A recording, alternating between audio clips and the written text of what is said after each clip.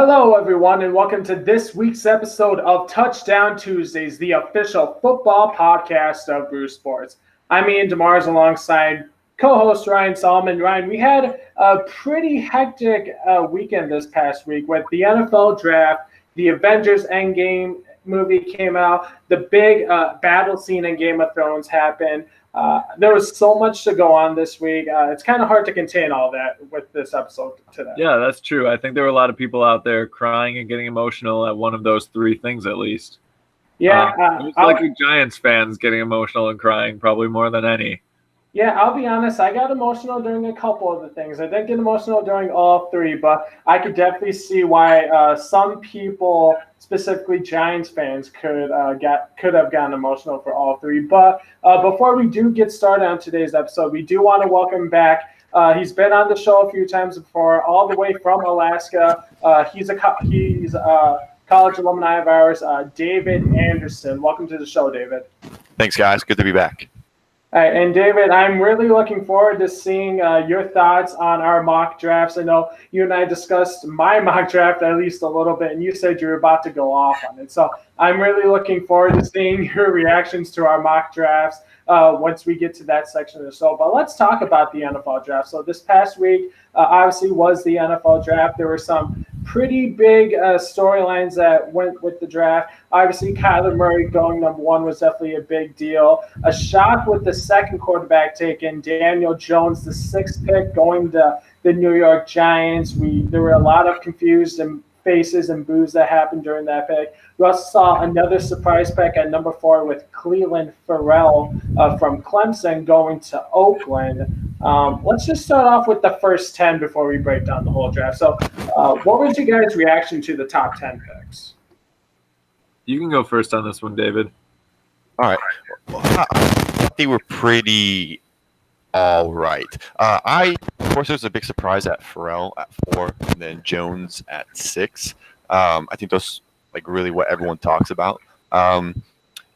Nothing really too crazy. I think Ferrell was still an all right pick. I think the Raiders are probably trying to find a way to trade back. But Ferrell, people overblew what Ferrell was or how bad he were. I think he was still one of the best 4-3 defensive ends in the draft, and that's why the argument against Josh Allen was, in a lot of people's eyes, kind of this tweener type of linebacker. Maybe he was an inside linebacker, maybe he was a 3-4 outside linebacker, so he didn't really have a set position. And so that's why I think Ferrell was good at 4 for what they were trying to do over Josh Allen. All right, now Ryan, I'm guessing you're gonna have to have some sort of reaction to either Ferrell or Jones, but which one? I'm kind of saying you're gonna have an opinion about Jones. Am I right? I do have an opinion about Jones, and a lot of people thought that this was a bad pick. And obviously, when the GM has to go and defend himself about the pick to the angry fans, it's somewhat questionable. However, I actually have a somewhat favorable opinion of this pick because we see all the time where quarterbacks that weren't necessarily taken in the first round end up being pretty solid starters. I mean, if you would have gone back to a couple drafts in the past and you would have taken Tom Brady in the first round, at that point in time, people would have probably questioned you then too. So I give the Giants some credit here. They decided to go with this guy because of his ties probably to the Mannings and what they saw in film and what they got from meeting with him. And they decided that was the dude that they were going to take. And they rolled with it. And they didn't even apologize for it, really. You know, it was seemingly way too high to take Daniel Jones because a lot of people had him going maybe late first round, possibly early second round. But the Giants decided they needed a quarterback, and this was the guy they wanted. So I don't really fault them for it. If a couple years go by and he's a complete bust, then we can look back on this and decide that it was a really stupid pick. But until that happens, until we see these other quarterbacks in the draft be successful, I don't think we can really knock it too hard. Yeah, I'll look at both your sides on this. First, I'll talk about David's side on Clelin Ferrell. I liked the pick for Oakland. I figured they were going to go with a defensive end pass rusher. It was a little surprising when I first saw that it was Ferrell. However, you look at the scenario. If they were to trade back, it would have made sense for a team that was looking to get a quarterback that would move up. But it seemed like Washington seemed pretty confident that they were going to get Haskins at 15. So it really didn't make sense for them to move up. And the only other team that really moved up in the draft, or at least into the top 10, was the Pittsburgh Steelers. And I think moving up all the way to 4 would have been very risky, and they would have had to give up a lot in order to do that. So I'm okay with the pick at 4. Daniel Jones, it's a little bit of a mystery because some people didn't even have him as in their top 5 for quarterbacks. Jones is kind of an interesting scenario with him because we really don't know too much about him. Didn't really put up huge numbers in college, but his coach, Dave Cutcliffe, is kind of a quarterback guru kind of a coach. And Eli Manning was one of those players that was groomed under Cutcliffe. So I can kind of see why they would want to make that pick and go with Daniel Jones. And you look, this isn't meaning that he has to go in right away and start and turn that team around. This year, it's going to be Eli Manning's team. There were reports that they really couldn't trade back in the draft because there were 2 teams reported that were supposed to or possibly taking Daniel Jones, but we really don't know who those teams were. The only teams I could make a case would be Washington, but it seemed like they were going Haskins no matter what, or possibly the Miami Dolphins. But once Kyler Murray went 1, it seemed like that they were a likely team that could land Josh Rosen, which we'll talk about in a little bit. So I was a little surprised by it. I felt like they could have maybe traded back a little bit and still got him. But I mean, it doesn't necessarily hurt. He's not going to start right away. He's going to learn under a solid quarterback in Eli Manning. So I think it was a good pick at this time. How much of it do you think was they were kind of trying to appease Eli Manning in some way, like not bring in a guy that was totally foreign to him, bring in a guy that Eli could potentially be willing to actually mentor, as opposed to kind of that Brett Favre, Aaron Rodgers relationship the Packers had, because he had those ties to the Manning family already. Maybe they kind of want him to be treated like a little brother almost by Eli Manning and kind of shown the ropes, and maybe they thought they wouldn't get that with another quarterback. David, do you want to take this one first? I just think you gotta get your guy, and for whatever reason, they thought Daniel Jones was their guy. I think when we did this last year, we were talking about Baker Mayfield in this exact situation. Why are they going Baker Mayfield over Sam Darnold? And I think hindsight has worked out this last year. So I think we just need to take a year on Daniel Jones. I'm a big believer in you get your guy, especially if it's a quarterback. People talk about fighting to wait for 17. You could have gotten him at 17. That's a long way. That is a long way to wait for your future to hopefully fall to you. So I don't think that it's the right pick, but it's their pick. And I am ready to be proven wrong.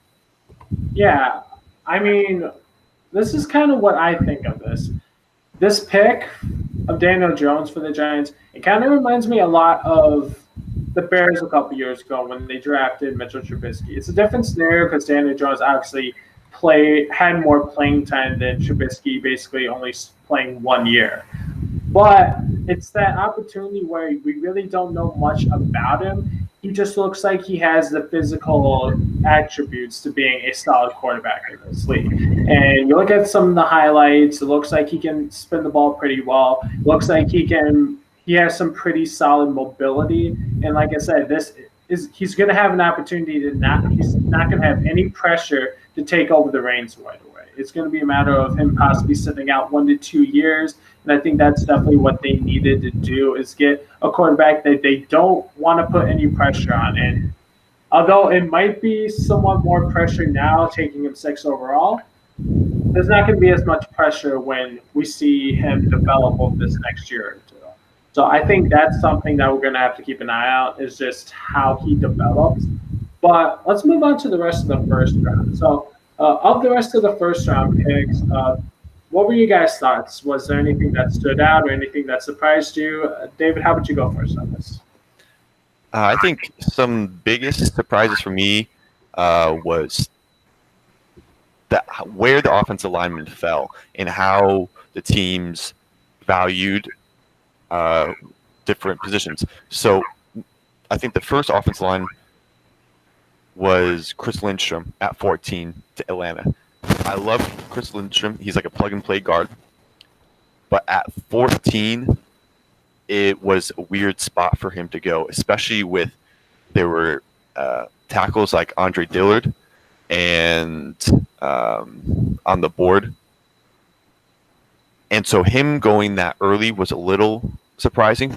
One of the best moves in the draft was the Philadelphia Eagles skipping over the Houston Texans to take Andre Dillard. The next pick, I think the Texans panicked, and they took a day 2 fringe day 3 guy in Titus Howard. There really isn't much about Titus Howard other than he's a hyper athletic project that needs a lot of grooming. And so that was probably the biggest. We didn't have something like last year where Terrell Edmonds was a day 3 project and jump up to first. There wasn't anything like that crazy this year. But the biggest one was probably this Texans pick. All right, Ryan, how about you? What kind of stood out to you with the rest of the first round?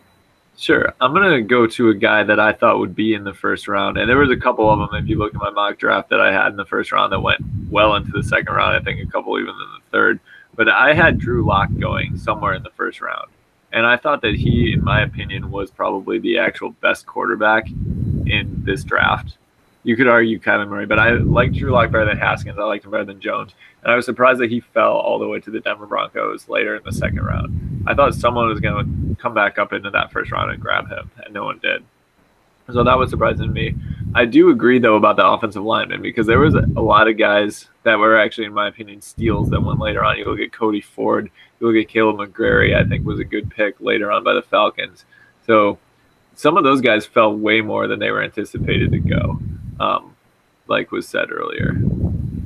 Yeah, I definitely do. I have agreement with both you guys. I definitely Drew Lock. A lot of people thought for sure he was going to be a day 1 pick, and for him to drop to day 2 was a little bit of a surprise.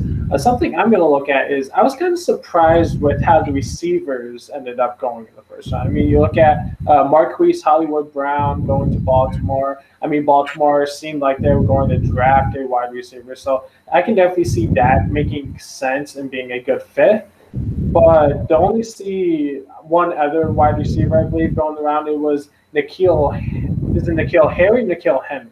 Harry. Okay, N'Keal Harry from Arizona State, a guy who I definitely thought had that potential to be a first-round pick, but I figured he'd be more of an early day 2 guy.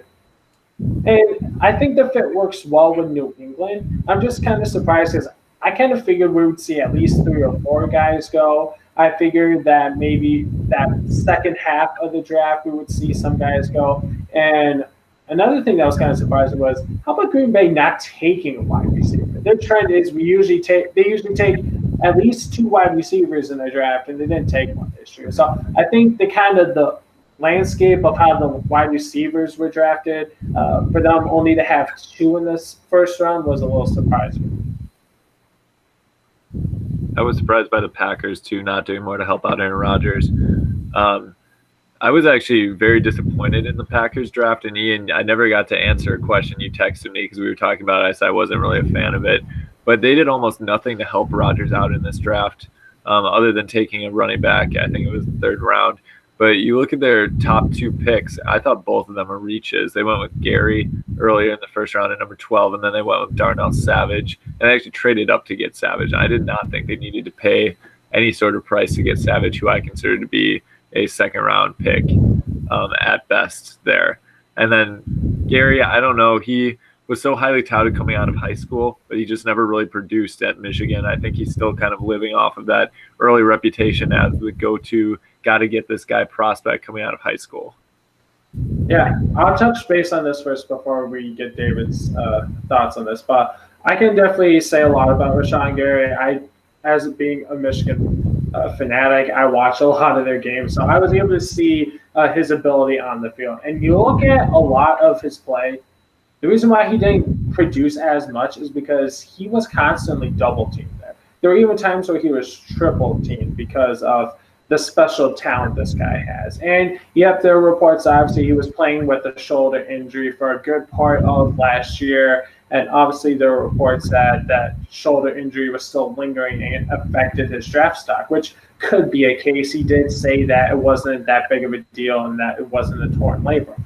But you look at what he was able to do with double teams, and he was able to get really close to getting some big time sacks or negative yardage plays on defense. But obviously, like either a throw would happen or someone else would get the tackle. And you look at he's the reason why some of these Michigan players that got drafted where they did. Devin Bush ends up being a top 10 pick.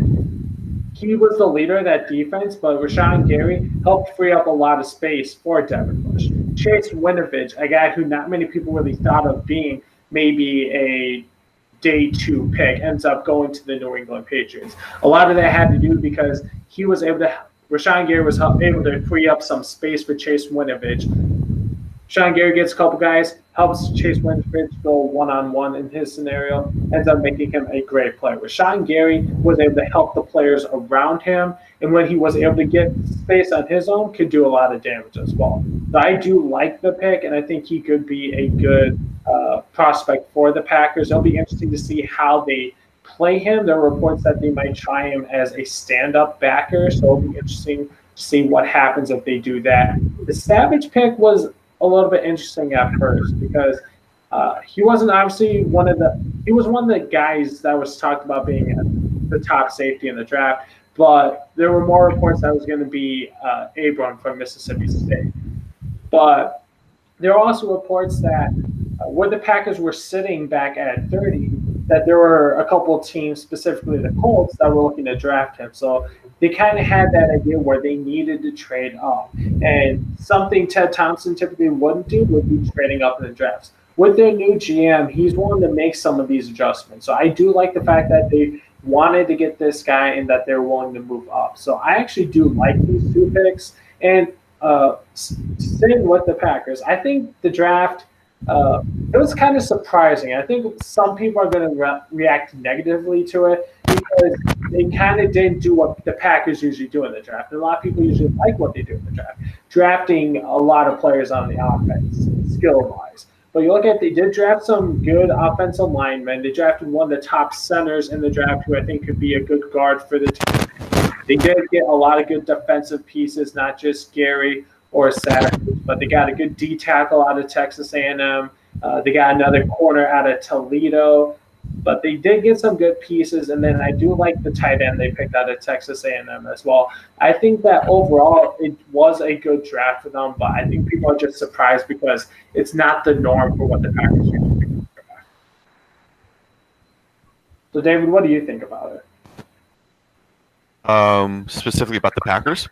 Yeah, so let's talk about the first 2 picks and then discuss the whole draft and then jump. Mm-hmm. I'm torn on Gary. So Gary and Savage together, it was kind of like the double down of our offseason investment. So we brought in Zadarius Smith and Preston Smith, and then we brought in Adrian Amos. And so these first 2 picks, obviously the same positions, and really it's interesting because Rashawn Gary is probably the same position Zadarius Smith is going to be. Zadarius Smith is a little larger. I think he's like 250, 260. So he's more of a bull rush kind of outside linebacker. He's going to be played down in the dirt, bring a safety DB on the field. And so interesting that they drafted Gary because he's essentially the same kind of role player that they already spent a lot of money into, and I the profile of Gary. And personally, I am not as willing to judge him about his production because 2017 was very good.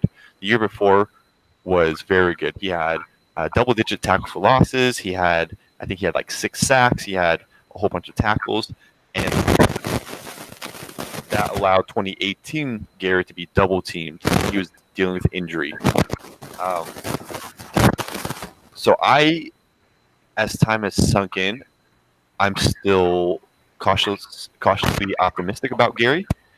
Savage, my live tweet about the pick was negative, but looking back on it, there was probably about 4 teams that could take Savage before getting to him at 30. And this kind of comes back to gotta get your guy. And they only gave up 2 fourth-round picks to jump 8 spots in the first round, which is actually really, really, really, really cheap. Especially when we saw teams giving up future seconds, future thirds, pick, and future pick to move up from the second round into the first round. So the price disparity at the end of the whole first round, I am more comfortable with the Savage pick than before. All right. And then overall, I mentioned it was a little bit of a different draft, but something that I've kind of seen at least the last couple of years is that the Packers, they're going for more guys who impress with their stats at the combine compared to just being like tough grit football players. Do you think that's going to be what the Packers are going to be looking to do going forward? Or do you think that it was just a bizarre year with them not going too deep skill-wise offensively?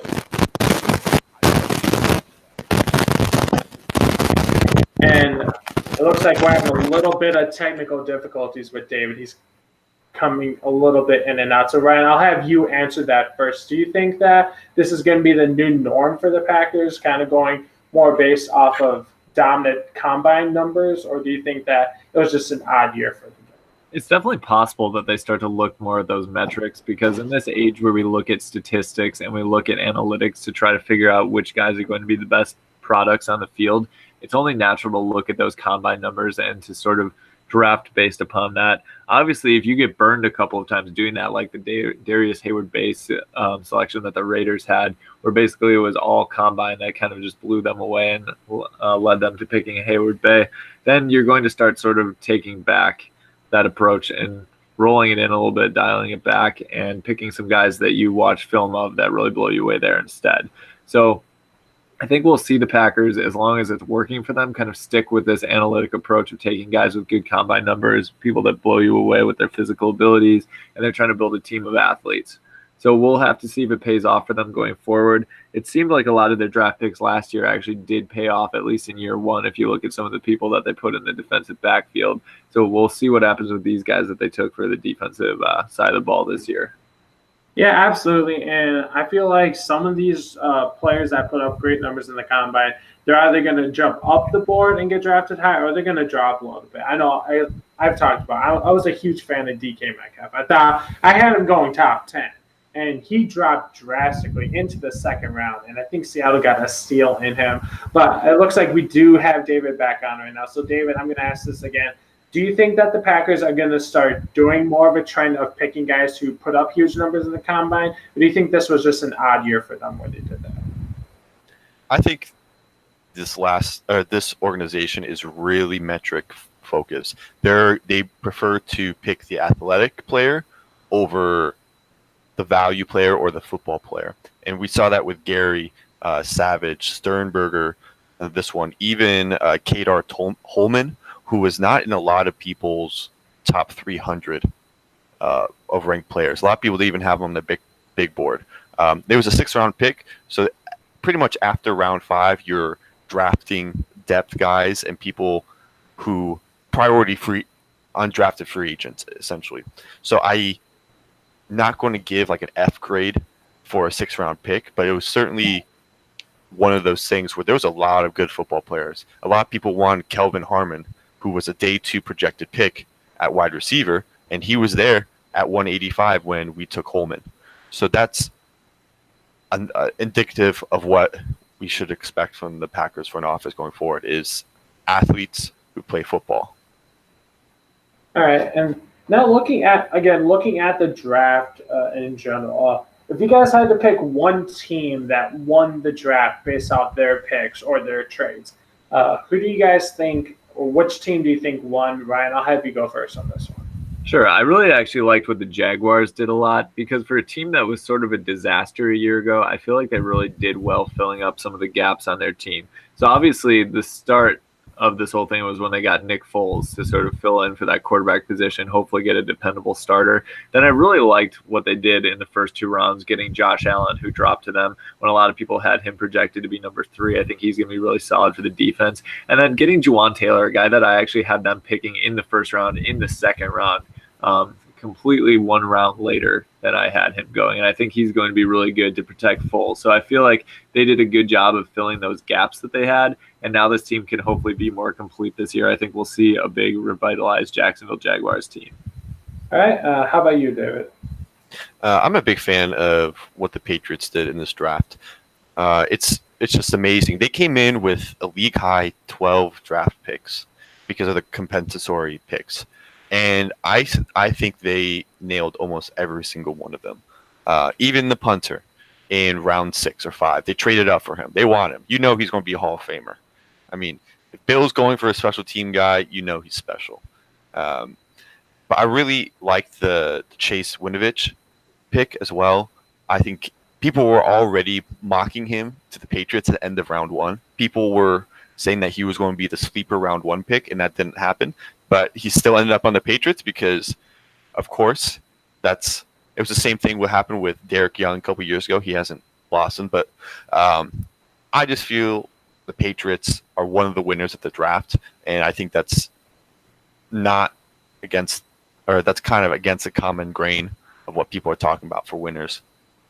Yeah, and looking at the Patriots, I did like their draft, and I think getting Jarrett Stidham, I think, could be a sleeper pick for them as well. A guy who was rated the number 2 dual threat quarterback when he came out behind Kyler Murray. So they could possibly have gotten a gem at that pick, possibly the successor to Tom Brady. And then the Jaguars, a guy who a lot of people had going in the first round, Juwan Taylor, they got in the second round. So they got a great price for him. So I think they definitely did a solid job drafting as well. I'm going to go with the Cincinnati Bengals though on this one. And the reason why is because they had to fix 2 things, offensive line and defense. And they did a great job, I think, drafting on the offensive line, getting Jonah Williams with their first pick at number 11. There were reports that they were going to look at possibly a linebacker to fill that void.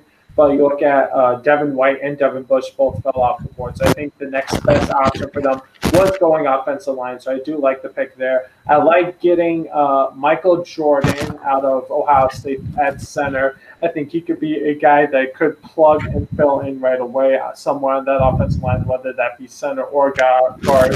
I do like them drafting a quarterback. And I think Ryan Finley is a guy who could possibly – not this year, but I think next year, the Bengals don't make the playoffs, could maybe start the season and take that team over. Andy Dalton's put up some good numbers in Cincinnati, but they haven't had success in playoff games. So this is the make or break year for them. It's going to be a tough year, but this is the year where they have to make a statement. Otherwise, Andy Dalton's not going to be around next year. And they did get some good defensive players as well in the draft. So overall, I think that they focused on the main spots they had to do, and they also got a couple of good running backs. They got Travion Williams out of Texas A&M, a guy who some people had maybe as one of the top backs going in the draft. They ended up getting him in day 2, so I think that was a good pick for them as well. So overall, I think that Cincinnati did the best job drafting with what they needed to do.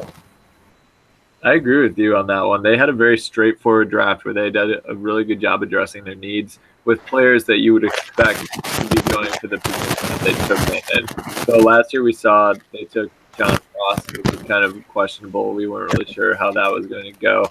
And they've had other picks like that in the past where you kind of say, why did they go this route with that particular player? Joe Mixon, a little bit questionable, of course, because of the background that he had. So this year it was kind of, they did what they needed to do, and I think that they're going to be rewarded for it in the long run. So I think that was great by Cincinnati.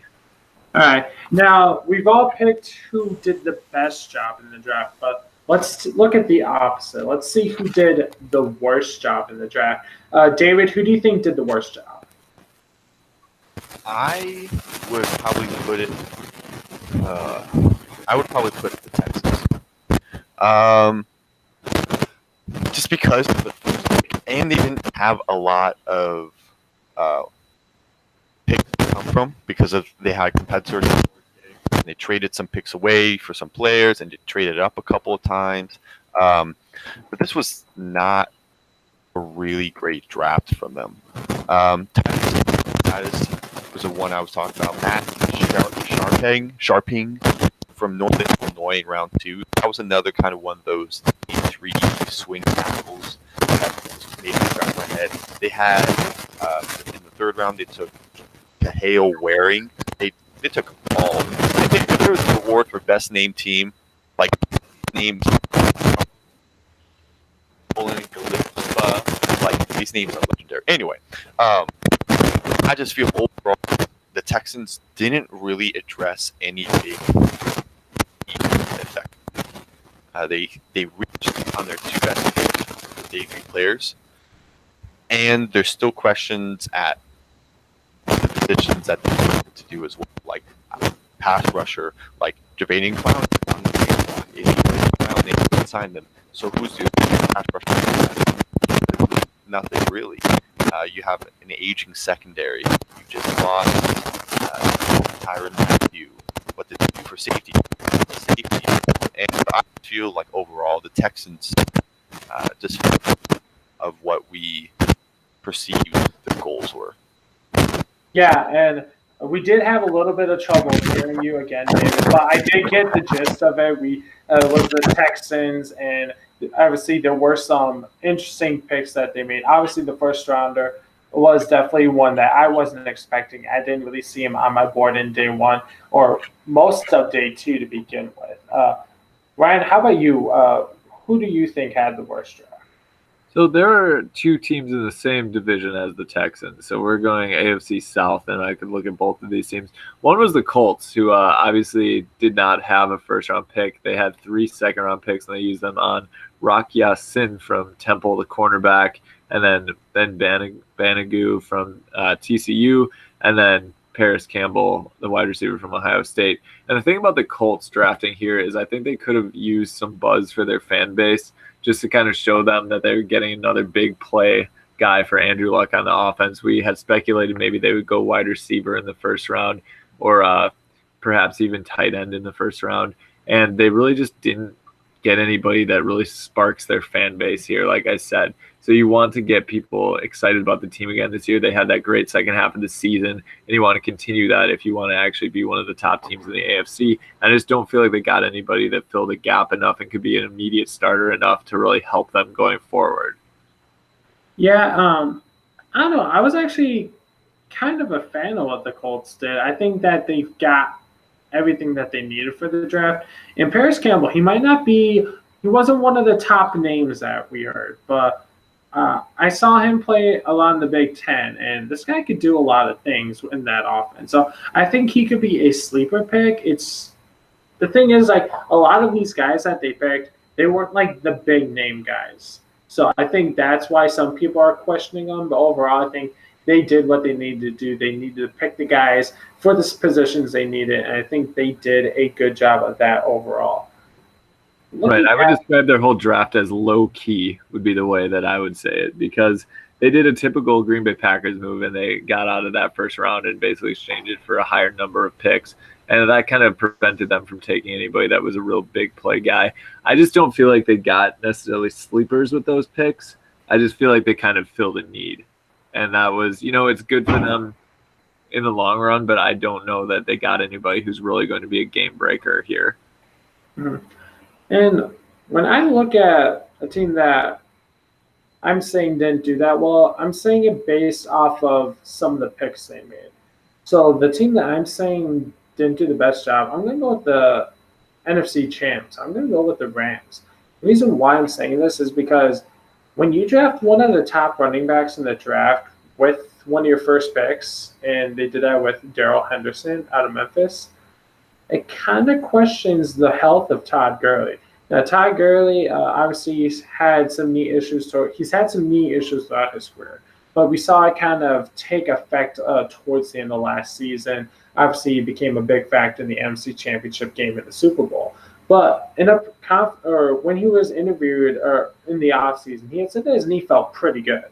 And I'm not feeling confident about that if he's saying it's pretty good. I feel like there's something that the Rams and Todd Gurley aren't telling us, and that's why they had to go and draft a running back. I felt like they could have got some sort of or I don't think they needed a playmaker on offense. I felt like maybe getting some more insurance on the offensive line or getting some spots on the defense because some of those guys they signed last offseason were the 1-year deals. So they kind of have to look to replace those guys. So I think based off of them having to draft one of the best running backs in the draft, when they have one of the best running backs in the league, was a very interesting move. And I think that obviously if Todd Gurley's health isn't the best, then it ends up being a good pick. But he's saying he's pretty good, so that means that he's saying he's good to play. But I don't know. I felt like they could have done a lot more with what they ended up doing. They did end up trading out of the first round, but I felt like they could have done a lot more. They're kind of trying to replace C.J. Anderson, though, on that side of the ball. And we saw how important he ended up being later in the year. So I don't know if you necessarily need to look at it as a replacement to Todd Gurley, but maybe just an insurance policy to Todd Gurley. I think they realized how important it is to at least have a third down back so that he doesn't get worn down constantly. So I think they saw their opportunity to take Henderson, and they just figured we might as well get another guy to help out Gurley in the backfield. I don't know that you should necessarily read too much into it, but I definitely see where you're coming from. Sure. And one last thing we'll talk about in regards to this track. We talked a smidge about it earlier, and that was Josh Rosen was a guy that there were reports of him getting traded, and those reports came out a lot more after Kyler Murray got drafted. And he ended up getting traded. He got traded to the Miami Dolphins. He got traded for it was a second-round pick, which ended up being a wide receiver out of UMass that the Cardinals took, and then a fifth-round pick in next year's draft.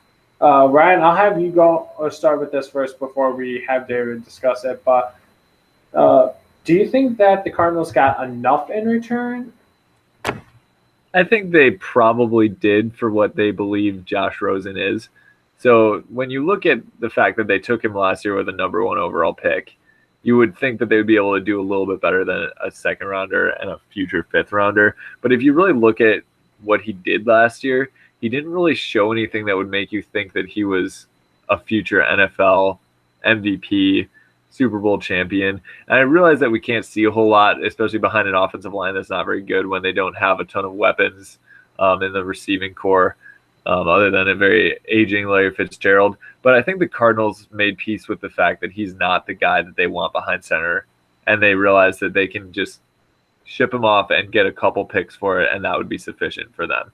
So I think that they were set on Kyler Murray. Anything that they get from trading away Rosen, who they don't need anymore, is basically good enough for them. So I think that they did well to get at least another pick in there going to next year's draft. And I think that they did well enough with that second-round pick that they can justify that trade. Yeah, David. I think we have David back on. I'm not sure if we're. Yep, it looks like we do have him back on. So, David, do you think that the Cardinals got enough in the trade for Josh Rosen? I agree a lot with Ryan. Just getting anything for him is going to be good enough for what they did. Wise, of course, they lost out. I mean, but the Cardinals didn't want to get stuck in a sunken cost fallacy of wanting to get his true value and waiting for it to maybe never happen. I think there's a lot of interesting rumors about how the Cardinals didn't know they were going to get Murray until the day before. And if they had decided earlier, they probably could have traded Rosen, maybe to the Giants for more, because now the Giants don't have to spend $6 on the quarterback. They know their game plan going in changes. But once the day of the draft happens, you can't expect a first-round pick back because these teams have already locked in pretty much what they're trying to do, especially the earlier picks like the Giants at 6, maybe the Dolphins at 12. Maybe they could have given them 12 for him. Who knows if they would have decided earlier. Or maybe maybe the whole time that was always the market for him, was a second and the future fifth. But in the end, I think it's fine because they got something out of him, whether it's what it is or not. I think I'm fine. Yeah, and looking at it, obviously getting 2 picks out of it is a good thing for them. But here's the thing.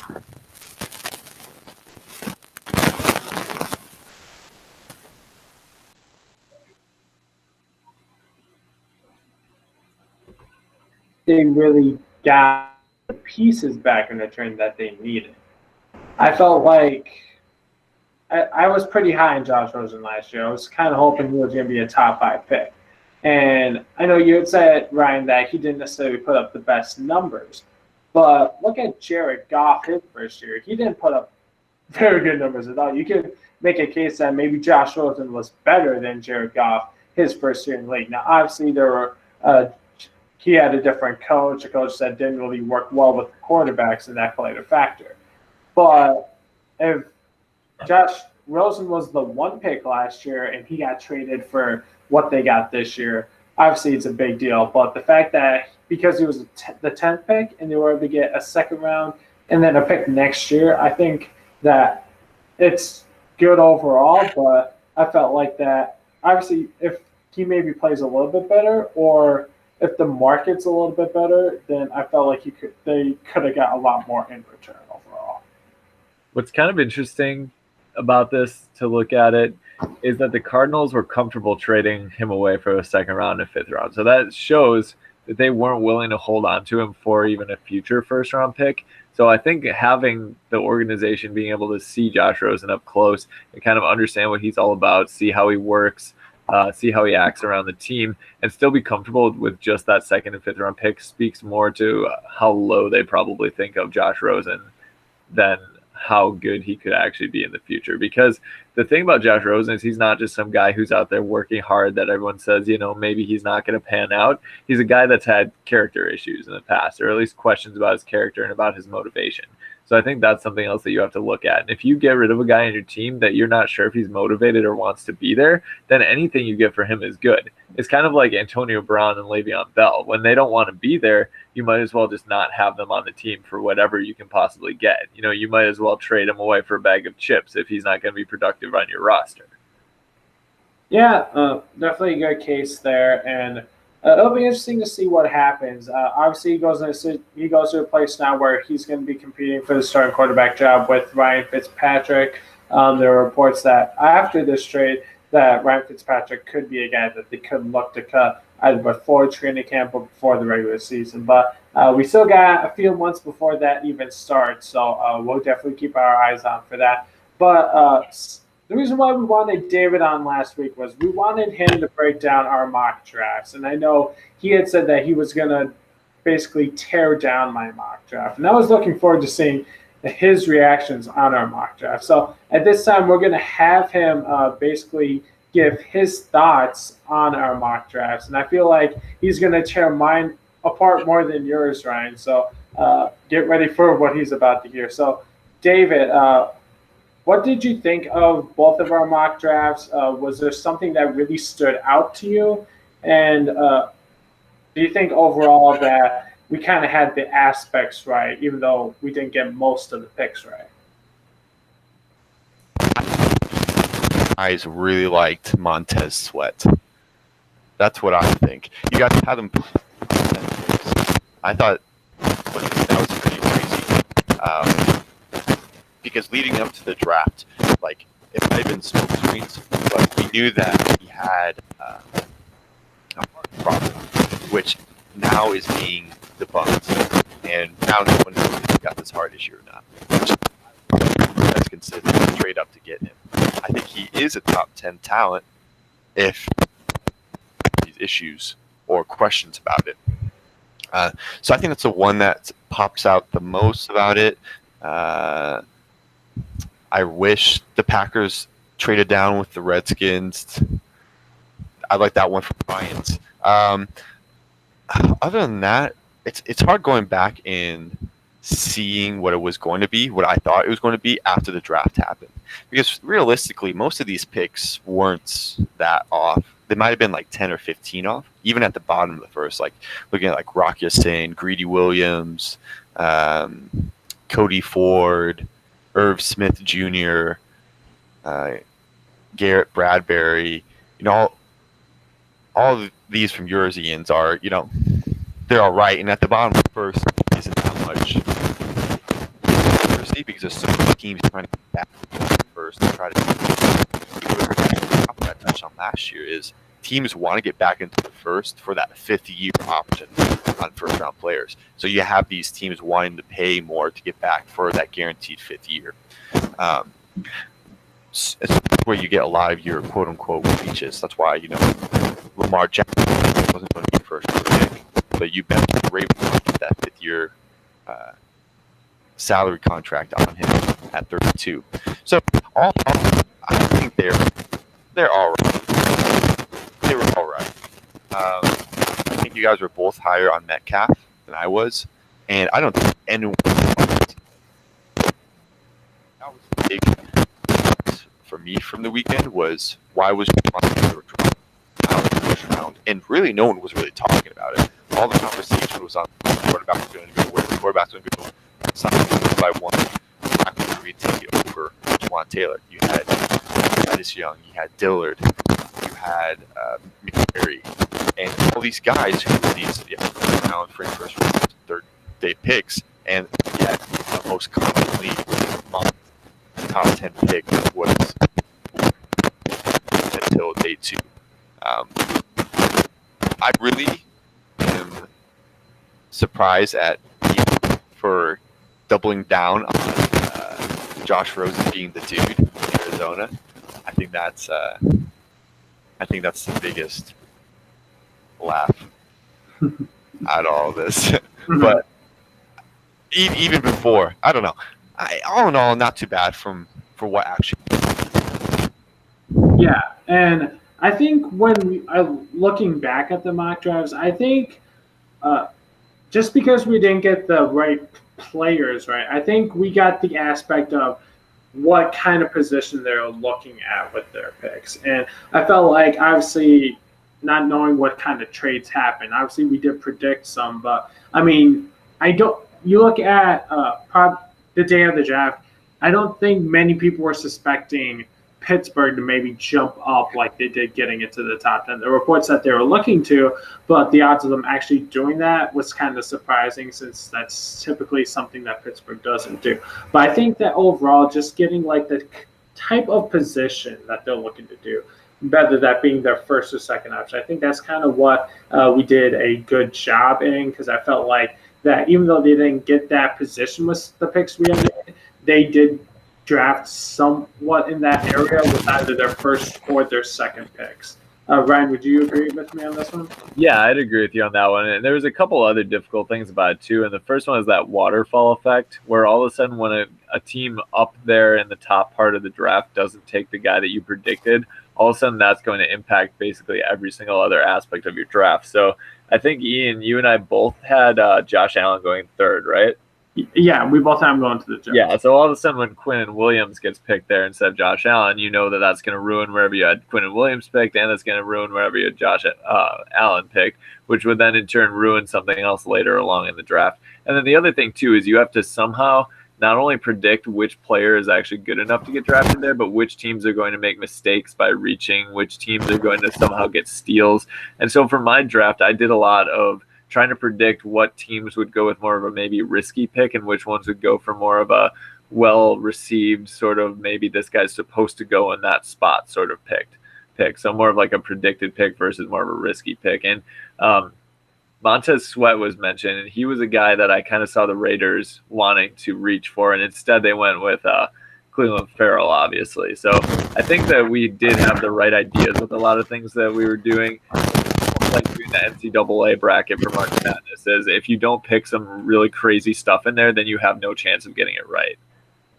Yeah, definitely a good comparison right there with March Madness. Since that is pretty crazy. And what we've seen in the NFL draft over these last few years is that something crazy does happen on the first day, which leads to craziness that happens throughout the draft. But let's move forward ahead to next year's draft. So obviously, the 2020 draft, there are some pretty high-profile names that are expected to go to the draft, possibly be selected pretty high. There's quarterback Tua Tagovailoa from Alabama. There is Justin Herbert from Oregon. There are some pretty big names in this draft, and it could be more of an offensive-heavy draft, at least early on. So as of right now, if you had to pick one guy who would be draft eligible next year, who do you think it would be? It doesn't matter what team would be there at this point. What guy would you be taking number one next year? David, I'll have you go first on this. For me, there's a lot of guys. There's really 5 guys I see at the top of this. Twist my arm. I mean, I think it's Tua, but I really don't think he's going to be it next year. I think there's a lot of good quarterbacks coming up. There's 4 quarterbacks that are going to go number 1. Whoever's at number 1 next year is going to draft a quarterback. Because that's usually what happens when you're at number 1. Is tanking. It might be Cincinnati. It might be all of those. So I think a quarterback is going to be number 1, whether it's Tua, from Herbert, or who I think is going to be the guy that's going to come out of nowhere, is KJ Costello from Stanford. He has the measurables to be an number 1 pick, and he's getting the production.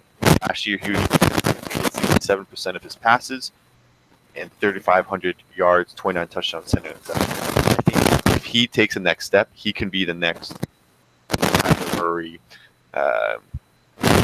Baker Mayfield, whoever, to come up and be the surprise darling of the draft. We have Daniel Jones this year as well. I think those are that's my little evaluation of 2020 number 1. All right. Ryan, how about you? I know David's leaning towards a pretty heavy top 4 on quarterbacks. So are you kind of in his same boat? I mean, you have seen quarterbacks be kind of the top of the draft board in the past years. And what's interesting about the NFL right now is if you look at the start of this season, every team actually has their guy right now.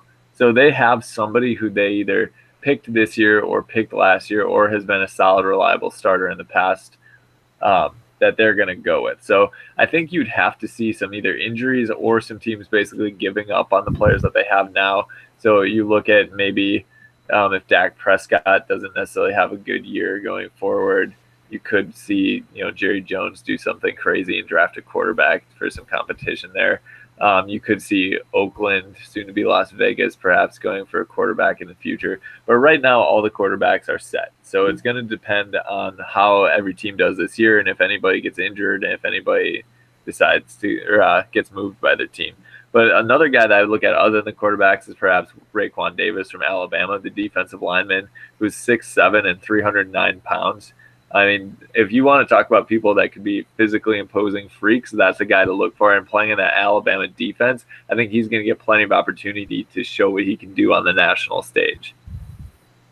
Yeah, definitely. I do like your take looking at a defensive player on that side because even though this year was very defensive heavy, there are some very good, solid defensive players coming out that could come out next year. I'm going to look at 2 guys that were not mentioned that could possibly take that threat as the number 1. First one, I'm going to look at a quarterback. This guy was the guy before in the SEC. This guy was a dominant player before an injury came out. That's Jake Eason, who's now going to be the Washington quarterback. This guy, I was a huge fan of when he was at Georgia. Obviously, he had an injury. Jake Fromm came in, played so well that he basically earned that job. So Eason knew that his opportunity wasn't going to be in Georgia anymore. He decided to transfer, sat out a year, and now he's going to have an opportunity to lead the Pac-12, give Washington another title. And I think that he's in a good spot to do so, and then he's also going to be in the same conference as Justin Herbert, possible top quarterback next year. So I think that he has a chip on his shoulder, and I think that he's going to be able to play well enough to show why he was one of the top quarterbacks that came out when he came to college. And then another one, I'm going to look at a position that teams hate picking first overall. That's running back. I like Clemson's Travis Etienne. This guy is fast, strong, and he averages a ton of yards per carry. I believe last year he averaged just over 8 yards per carry. And he's been a huge factor for Clemson over the past couple of years, especially last year, getting them to the national championship game. Obviously, Trevor Lawrence played a factor, but Travis Etienne was a dominant guy for them last year. And I think that he's going to put up huge numbers this year. He should be the favorite, I think, right now to win the Heisman. And I think he's a guy to look out for coming into the draft next year.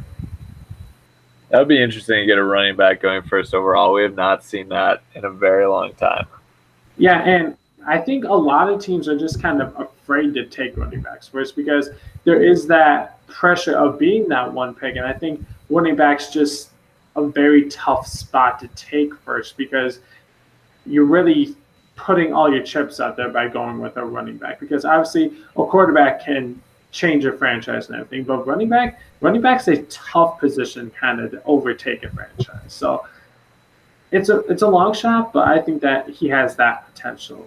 What about you, David? What are your thoughts on a Run and Ice take on possible number one next year? I do not think a running back is ever going to go number one ever again. I'll say that. I think the NFL just now is too not just passive.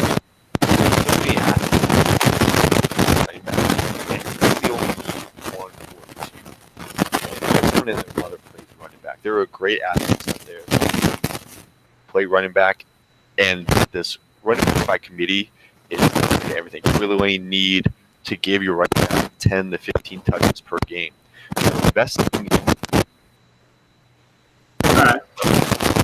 probably 15 to 20 touches is not really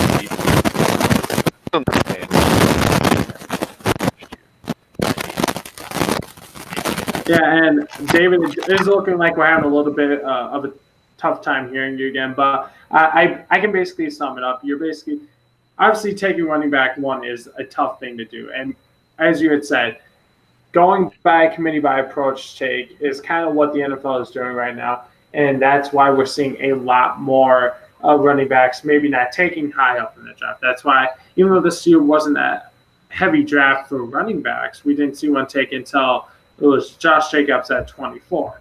And unless you think a guy is going to change your franchise, kind of like what the Jaguars thought with Leonard Fournette or the Cowboys with Ezekiel Elliott, then there's really no need to take a running back that high. If you really think a guy is going to be that guy, then if you're in that top 10, maybe trade out and draft back because you know that teams aren't going to take it. So I think that's definitely a good point on your take. So it'll be interesting to see what happens next year. Obviously, we'll have to see how the college football season plays out, but I think that next year for sure will be a quarterback-heavy draft where we could maybe see something like a couple years ago where we saw 4 quarterbacks go in the top 10. I don't know if it'll be that good, but it has that potential to be pretty solid. But let's move on. We did have some other news that happened this week in the NFL. We saw Spencer Ware, the former Kansas City Chiefs running back. He has now signed with the Indianapolis Colts. It's kind of an interesting signing, obviously with Marlon Mack there, who had a very good year, but obviously just a little bit of insurance. They also did draft a couple of guys in the draft recently. But we also want to talk about a few guys that have decided to step away from football for good. One is Sebastian Janikowski, the former Raiders and this past year the Seahawks kicker. We also saw a couple of running backs decide to retire. Jonathan Stewart, he signed a one-day deal with the Carolina Panthers to retire. We also saw that Jamal Charles is expected to sign a one-day deal with the Chiefs to retire a Chief. He started his career there, but has most recently played with the Denver Broncos and the Jacksonville Jaguars. So I'll have both of you guys discuss a little bit of this, but of those 3 guys that did retire, which one do you think made what was one thing that you remember about one of those guys? Ryan, I'll have you go first. So one thing I remember about Jamal Charles is that He was always great until I drafted him on my fantasy team, and then he got injured like after week 1, and I'll never forgive him for that, to be honest. But he was a guy in a long line of Chiefs running backs who were actually really, really solid for a while, and that was when you had Priest Holmes, Larry Johnson, and then all of a sudden you had Jamal Charles coming up. So he was kind of one in this pedigreed list of very good running backs to play in Kansas City. And while he was at his peak, he was one of the best in the NFL, and he was definitely interesting to watch. All right. David, how about you? What's one thing that you would remember from either Jamal Charles, Jonathan Stewart, or Sebastian Janikowski? Sebastian Janikowski, he just brought he brought personality to a position that doesn't get a lot of spotlight. And the fact that he was drafted in the first round was really crazy, ridiculous for the time. Now it was like peak Al Davis, like neurotic stuff going on. But in the end, he ended up definitely being the first round pick. He had gotten later, of course, but I think he's one of the all-time NFL scoring leaders. I think he has the longest field goal record with 64, or tied with it, I think. I would just miss him. He was rarely dominant for a kicker. I mean, sorry, not him, but it's rare to see a dominant kicker as he was while he was in the NFL. Yeah, I definitely agree. I can say something about each of these. I'll start with Janikowski. I remember, obviously, he was one of my favorite kickers, but I remember one time in the game, he attempted to do an onside kick, and he didn't use the ball, he didn't put the ball on the tee, and he laid the ball flat on the ground. It was a unique aspect, and I was like, this could be maybe the thing that resolves onside kicks. It didn't end up working, but I just thought that was a cool thing to see. Jamal Charles, he was a guy that was a guy who stuffed the sheets for stats, and actually he's retiring with the most yards on average per carry with 5.4. And the thing about Jonathan Stewart, he's one of those big, hefty running backs, which I'm a big fan of because I think the hefty running back is starting to fall out of the NFL. But when he was playing as well as he was at some point in his career, he was one of the best hefty running backs in the league. I was a fan of him when he came out of Oregon. I feel like Oregon always produces at least one hefty running back every couple of years. So I think that's something he'll be remembered. He was a bigger running back, but he was still able to find some success when he was healthy. That ends the retirement news for this section of Touchdown Tuesday. But we are towards the end of the show, which means it's that time to talk about fantasy football, which means we're about just over 4 months away from fantasy football starting, which is exciting. But let's go back to the draft now. So after this draft, if you had to pick one rookie to draft next year that you knew could get you points, who would that rookie be? Ryan, I'll have you go first. There's actually a decent amount of guys that you could take here. You could look at Marquise Brown for the Ravens. I'm going to go with Josh Jacobs, the running back that went to the Raiders from Alabama. And if you look at first-round players that usually have the biggest impact, it seems like lately it's been running backs. We've seen Ezekiel Elliott. We saw it with Saquon Barkley. And they drafted Josh Jacobs for a reason. They think that he's going to be the guy going forward in that backfield that's had so much trouble in the past couple of years finding anybody to really be able to carry the entire load for them. And I'm sure they're going to still spread it out in the backfield a little bit, but I think Josh Jacobs could potentially put up some big numbers back there for the Raiders. All right. How about you, David? Who do you think of the guys drafted this year would be the guy you would want to draft first in fantasy football next year? For me, it's going to be Miles Sanders, who went to the Eagles in the second round. Like I said before, positional value really drives running backs down. So you already said Josh Jacobs, which is a first-round draft. You already know he's probably going to be the starter. But I think you'll get better value out of Miles Sanders.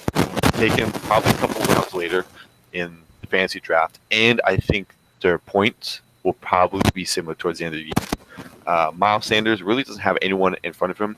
They have the big conglomerate of running backs right now with Jordan Howard, who just traded for Chicago. They've got Corey Clement, who's drafted agent. He's limited in what he can do, and Josh Adams, who's another drafted free agent from last year. Miles Sanders has the highest amount of Upside?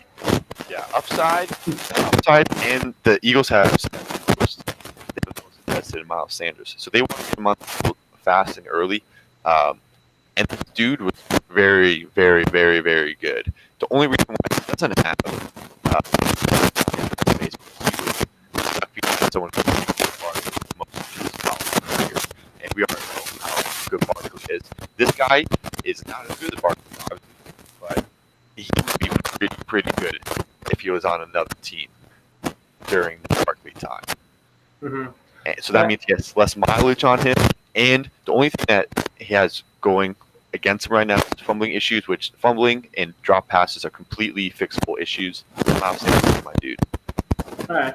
I definitely do think both those guys could be factors. I think, obviously, having multiple running backs in fantasy team are a big deal to have. So I think those two are very solid picks. I'm going to go with the guy who I think fell off the board this year in the draft. He could have been a higher pick, I think, a couple of years ago if he would have been in the draft in that case. I'm going to go with Noah Fant, the guy who Nebraska ended up getting at number 20. I was a big fan of him in college, and I think that it was why he didn't produce as much this past year is because the threat he was a couple years ago, which gave T.J. Hawkinson the opportunity to step up and beat that guy for that team. So I think Denver's had some tough times at tight end the last few years. Obviously, they drafted Jake Butt a couple years ago. He's continued to have knee issues and obviously could have some struggle getting back to that starting spot. So drafting Noah Fant, I think you put him in their new quarterback who likes throwing the ball to the tight end, I think would be a good fit. And I think, obviously, tight end is one of the trickiest spots in fantasy football because you could draft a guy, if it's not a guy who would be Gronk or a Travis Kelce, then it's kind of a toss-up on who you could get at tight end. You could draft maybe a Greg Olsen, but then he could have a foot issue like he's had the last couple of years. You could draft a high rookie like a Hayden Hurst last year, but he also struggles with injury. So tight end's a very tricky spot, but I think that Noah Fant's going to be that Denver tight end who they draft that's going to overcome injury, who's going to overcome struggles. I think he's going to be a guy that you're going to want to draft this year in fantasy football. And I think from the sound of that, I think you guys both agree with me if I'm correct. Sure. You nailed it with how difficult tight ends are to pick up because I always debate taking one early, because like when you really boil it down, if you have Travis Kelce on your team, that's a ton of points that you get at a position that not a lot of other people get a lot of points at. So if you can find a good sleeper tight end like Fant possibly could be, that could be a game breaker. About tight end. Tight end is one of the hardest positions to learn because you have to learn all your run fits. You have to historically, rookie tight ends don't do well at all. The tight end situation is really, really bad, especially after Gronk being out. So being starting for, I think he'll be a spot to have on your bench during a bye week or bye weeks. But investment-wise, I wouldn't want him except for anything other than picking him up as a waiver. Tight ends are just too hard to predict, which is George Kittle of nowhere last year. And I think that Hawkinson is going to be the better of the two, personally. That's my opinion on that. But all right, I'm definitely a good take on that. With that being said, that does conclude this week's episode of Touchdown Tuesdays. David, we do want to thank you again for coming on to the show. Obviously, I know you've given out your social media info to the people on the show before, but how about you do it one more time to let people know where they can find you? You can find the takes the FUD, DATHUD.